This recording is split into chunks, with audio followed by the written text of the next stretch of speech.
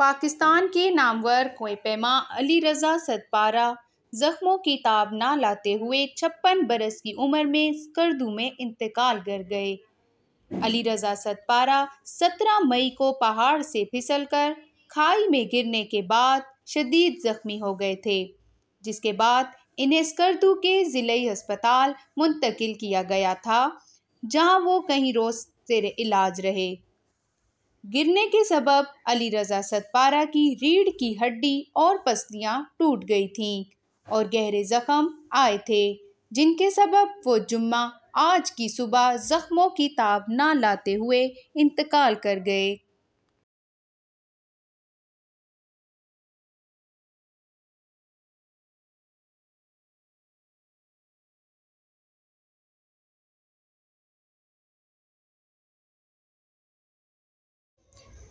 अभी चैनल को सब्सक्राइब करें और ब्रेकिंग न्यूज़ अलर्ट हासिल करें।